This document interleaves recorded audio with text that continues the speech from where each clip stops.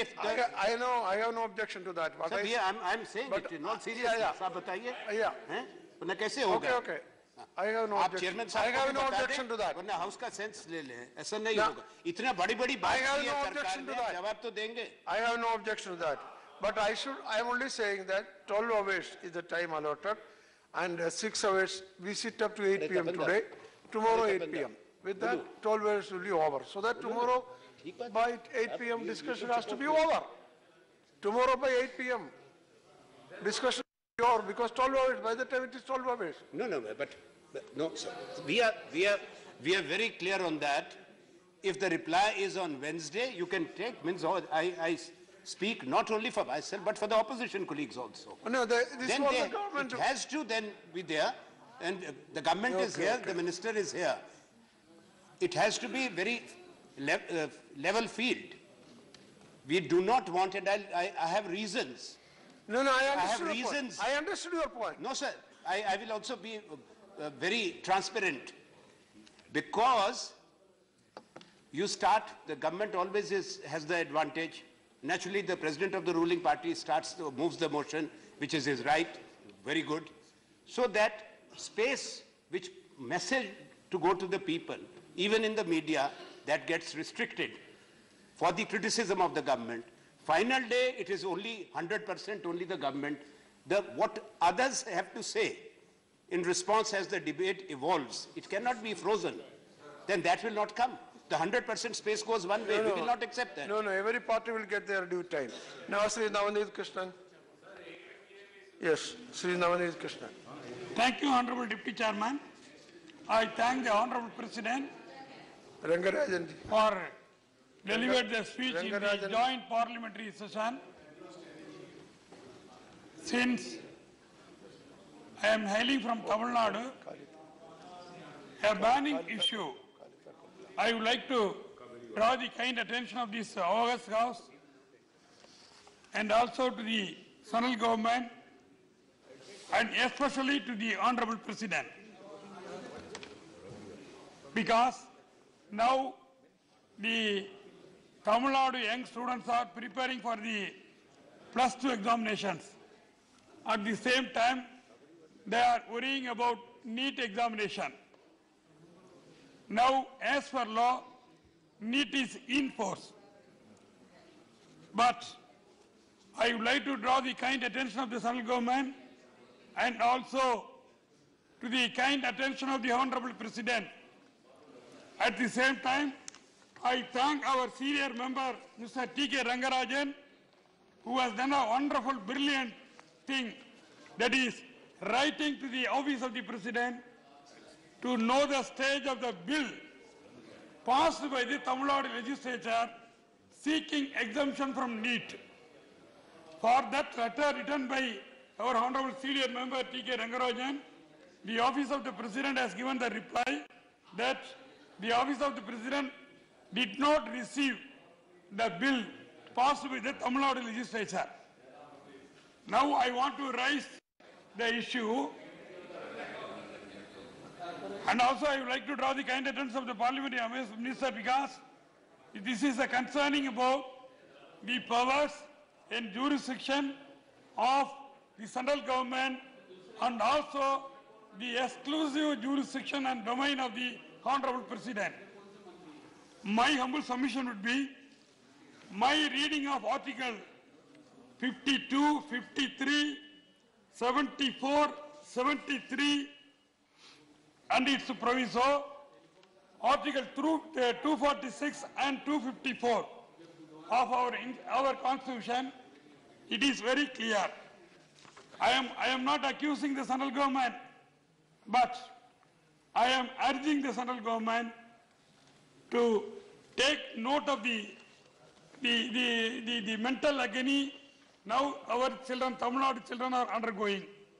Because now from the reply given by the President of India to Mr. T.K. Rangarajan, it is very clear the bill passed by the Tamil Nadu legislature unanimously, it is reflecting the will of the people of Tamil Nadu. That bill has been passed, but that bill has been passed not without any legislative competency. The concurrent list empowers the Tamil Nadu legislature to pass law on the subject of education. So the Tamil Nadu legislature is having the jurisdiction competency to pass a law which is included as one of the subjects of the concurrent list. Of course, that law now passed by the Legislative Assembly of Tamil Nadu legislature is repugnant to the central government law, parliament law, namely the Indian Medical Council Act, 10C, section 10C. The repugnancy, how to be resolved? There is a provision in the constitution, it is well known to anybody, it is known to the central government. I request the general government, I urge the central government to kindly go through it. It is my humble request, only to save the young children of Tamil Nadu. Last year, a bright young girl committed suicide. It attracted the attention of the whole world because she has not secured more marks in the NEET, but she secured more marks in the state examinations. It is a very highly sensitive and also future of the young students. And also in the light of my reading of the Indian Constitution, what is now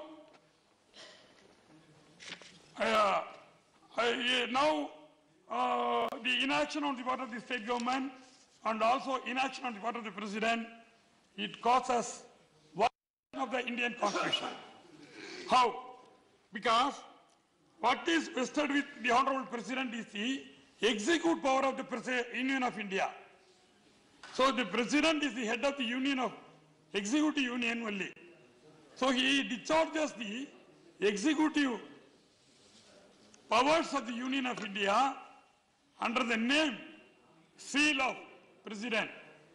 And as per Article 74, the aid and advice of the Council of Ministers come into picture only with regard to the matters of executive powers of the Union. So, executive powers of the Union alone, the President is bound by the aid and advice of the Council of Ministers, headed by Honorable Prime Minister. But this is the matter in which a legislature, namely Tamil Nadu legislature, has enacted a law. That law is concerning with the subject included in the concurrent list. So, legislative competency cannot be faulted at. It has got full competency to enact the law. That is that too unanimously passed. Now, as per Article 254 Class 2,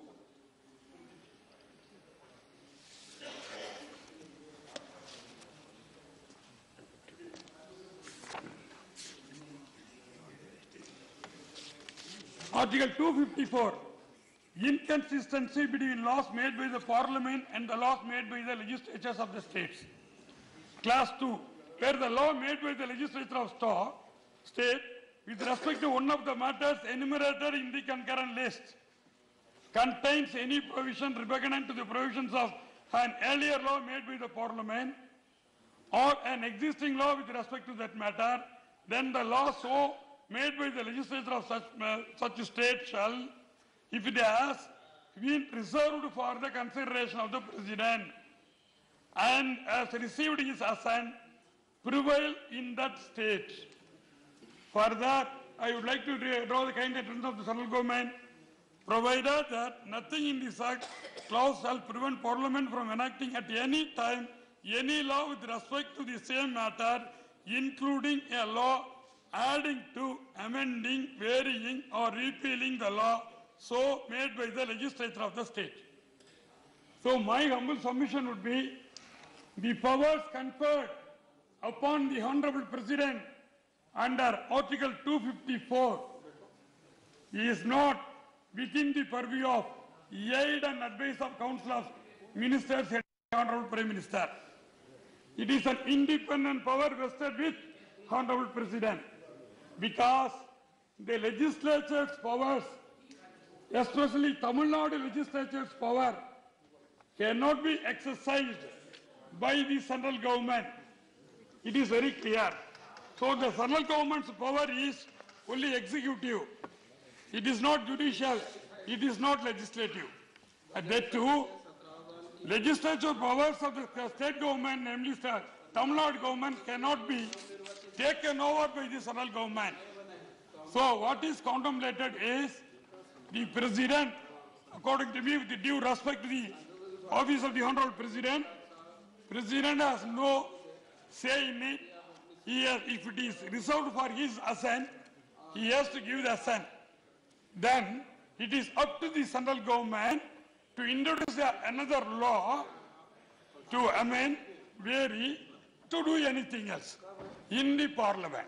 So my humble submission would be the powers of the state Tamil Nadu Legislative Assembly has been now taken over, bypassed, ignored, and further by keeping the bill which has been reserved for the assent of the president by the central government, the parliament also bypassed, ignored. So my humble submission would be the concurrent list is not a mere paper. That doesn't mean that any law can be, the law passed by the state legislature can be kept under the dais of the secretaries of the central government, not forwarding even to the President of India. So my humble submission would be, the entire concurrent list is now deleted because as per the Article 254, if there is any repugnancy, then the central law will prevail. That doesn't mean that you can ignore, delete the entire concurrent list, and thereby deleting the concurrent list, you're taking away the powers of the entire state legislatures. So it is a very serious matter. You are violating the basic features of the Constitution. So now, even the court cannot declare a law competently passed by the Legislative Assembly or the Parliament, because they have to give the due respect. Now the Tamil Nadu legislature has passed a law seeking exemption from the NEET, which is repugnant to the central law. It is permissible under law that repugnancy, wherever repugnancy arises, the president, the bill must be submitted to the president for his assent, and the president is to give the assent, and then only it must be taken over by the central government to consider whether a bill can be introduced to amend, vary, or to nullify the act passed by the Tamil Nadu Legislature Assembly. But this is the scheme contemplated in our Constitution. But you are bypassing the Parliament, Tamil Nadu Legislature, and also Office of the President of India, because the aid and advice of the Council of Ministers headed by Honorable Prime Minister, that principle is not applicable to the law or to the bill passed by the Tamil Nadu Legislature, that too on a subject which is included in the concurrent list. So the repugnancy can be resolved only by the Parliament by passing the law, not keeping the files by the central government with him, with its officers. So I humbly urge, I request, I am not accusing, I am not blaming the central government. This is the practice that has been going on since independence. So I cannot blame anybody. We have to blame our own fate. So my humble submission would be, we don't want to see the suicides of young girls in this current academic year. So I urge the central government, your Parliament alone can pass a law, not the central government or the state government. So now the Tamil Nadu legislature, not the government, the legislature unanimously has passed a law, valid law. Yeah. That law, it is entitled to pass a law which is repugnant to the central law. It has got jurisdiction, legislative jurisdiction and competency. So having passed the law and forwarded to the central government, it is only an administrative procedure.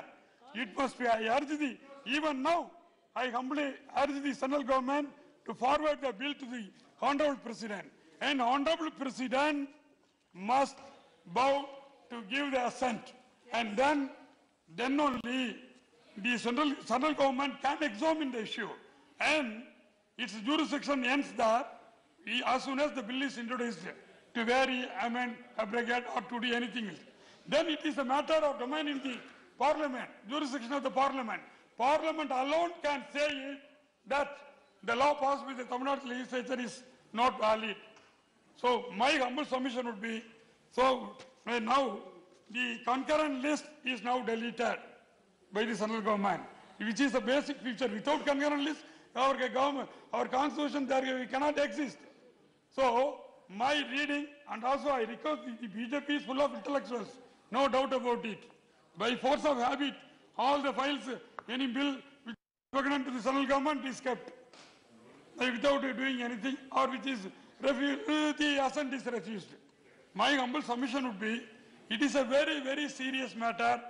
It is pertaining to the young people of Tamil Nadu, because already long back in our state, the entrance examinations have been abolished by passing an act. The act has been upheld by Supreme Court. Of course, now the Parliament has enacted 10C, 10D of Indian Medical Council Act. Okay. But at the same time, I would like to draw the kind attention that the AIMS is having 6 colleges. Even in the Tamil Nadu, we wanted to establish. The central government has announced it, but yet to be established. For AIMS, this NEET is not applicable. AIMS is conducting their own entrance examination. So, while AIMS is in the higher level, the students are very, very bright and young, bright, brilliant students are joining in the AIMS. Likewise, NEET is not the deciding test to assess the capability, intelligence, or the hard work, or the aptitude for service in the rural area. So learning process is a continuous one. By one test, single test, you cannot assess the capability of the student. That is not the right method also. One can acquire the knowledge. And what is the concept of inclusive growth? If a student is very poor, he must be destined to be poor forever. That is not the concept, that is not the inclusive growth concept. And also, the social justice is being denied to the poor students. Now, the competitive edge is available only to the urban students. Though, of course, thanks to our Honorable Amma, she has protected the poor people, and 69% is in force. So, of course, even in spite of the need, that 69% reservation is in force implemented.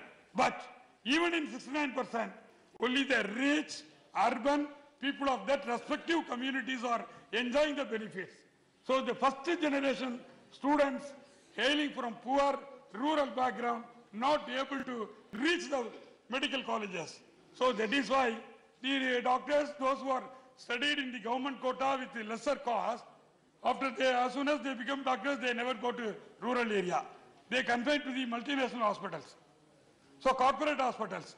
So my reading of the constitutional provisions in the articles, it is a Honorable President's exclusive domain jurisdiction to give the assent.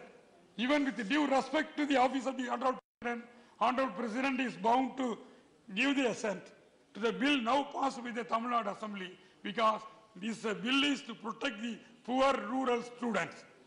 So now my humble submission would be, don't bypass the Parliament, don't bypass the Tamil Nadu Legislative Assembly. So you don't delete the concurrent list from the Constitution. So you are violating the autonomy principle of state autonomy, and also because you are violating the basic features of the Constitution. So I am not accusing, again at the risk of repeating, I am not blaming. It is a habit. Any law which is repugnant to the central law, it will be kept under the drawers of the officers, or it never seen the light of the day. But I have gone through the case law subject to correction to a certain extent. Even the basis of the advice given by the aid and counsel of the ministers are amenable to the judicial review. So now the judicial review, which is one of the basic features of the Constitution, now you are violating that judicial review also. So Parliament, Tamil Nadu Legislative Assembly, judicial review, the powers of the President, everything has been now violated by keeping the files in the drawers of the office of the central government. So now my humble submission would be, if there is a refusal on the part of the government it will be reflected through President. If the President himself, according to me, he is not bound by the aid and advice of the Council of General Ministers. It is a provision, independent jurisdiction has been conferred upon him. This is my humble opinion, because this is the state law, concurrent list, forwarded as per 245, and then the President has to give the assent. And it is of course the jurisdiction vested with thereafter with the central government to introduce a bill to deal with that law. Then before that, the central government cannot destroy the constitution, legislative power, parliament, judicial review power, and also office of the president. So now the young people are agitated because they are not capable of preparing for two examinations simultaneously, one for NEET, another for state boards. They are suffering, they are undergoing mental agony. So I very humbly urge the Honorable President through this House that kindly consider and give the assent as early as possible. And also, I very humbly urge the central government headed by Honorable Prime Minister to consider and give a favorable advice to the President and pass the bill and a new India, no doubt about it. So, my humble endeavor, my request must be that. No, and also, now I hope if the bill passed with the Tamil Nadu legislature is accepted by the government, and the central government may not take any steps to reverse it. Okay. So I thank the chair. I thank the central government and also the honorable members. Thank you, sir. Thank you. The next speaker is Sukhendu Sakarai. Sir, thank you very much. Although the empty chairs are looking at me, my voice is broken. No, there are enough. On my right side. Enough for the evening session. Anyway. Sir, 29 जनवरी संसद की joint session में महामहिम राष्ट्रपति जी 20 पन्ना लिखित भाषण में कम से कम 11 प्रधानमंत्री योजना का उल्लेख किया, जैसे कि प्रधानमंत्री उज्ज्वला योजना, प्रधानमंत्री मुद्रा योजना, प्रधानमंत्री किसान संपद योजना वगैरह वगैरह 11 योजना का उल्लेख किया गया। और उसमें क्या नहीं है, टॉयलेट भी है, डिजिटल वॉलेट भी है, इसमें स्टार्टअप भी है, स्टैंड अप भी है, लेकिन स्टार्टअप हुई है क्या?